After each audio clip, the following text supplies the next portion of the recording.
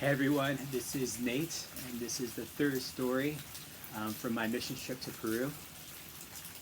On the fourth day, we took a boat, went up the Amazon, and we stayed in the jungle in a small community village. When we were there, we did the same things that we did in the city. We set up a medical camp, we set up a place for foot washing, and we played games with the local children. What was interesting for me was being on the foot washing side, a place where I wasn't really going out healing people, listening for people as much, but really just doing the manual labor of the work of the Lord. And I knew initially I just had to do a check in my heart, because what was the purpose of just the foot washing? The local translator did such an amazing job just explaining to the people the humility of Christ when he came to wash the disciples' feet and the cultural significance of that day. Something that I think us as Americans often forget. But what I was reminded of was that the Lord told me during that time was just to pray, even though they are not listening to you, and to watch me move. It reminds me of that story from Acts 12 when Peter was in prison, and all the disciples and the women and the other believers were in a house praying for Peter, wondering when he was going to come out. Herod was on a rampage, killing other believers, persecuting them, not wanting the message of God to move.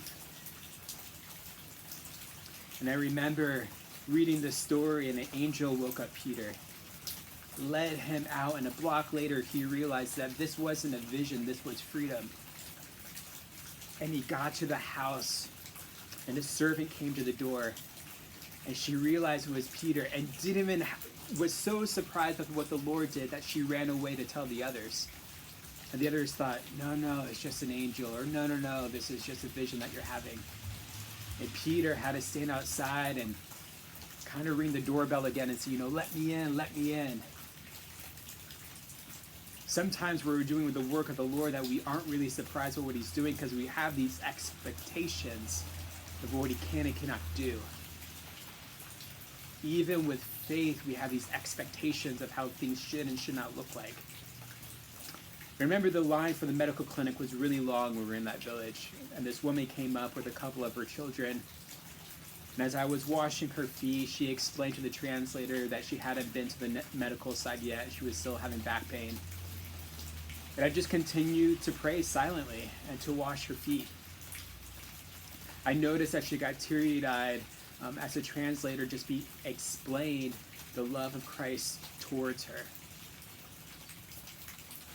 The humanity and the humility of Jesus to come down on earth to forgive and to save her.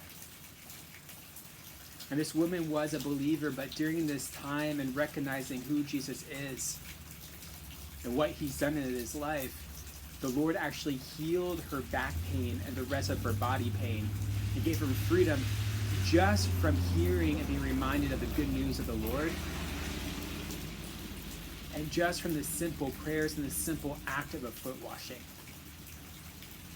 This was a surprise to me, because honestly I wasn't really sure if anything could come out from a foot washing, because some things in my mind can just be a symbolic thing that we do and then we move on. But the Lord surprises us every day in new things.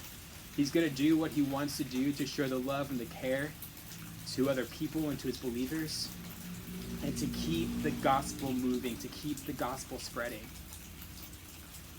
It is not on us to make it happen, but it is on us to be the hands and feet and to go as he tells us to. So as you pray in those quiet places, in those silent places, stuff that doesn't seem very significant or people may not be noticing, be surprised, because it's in those places that the Lord is going to show up.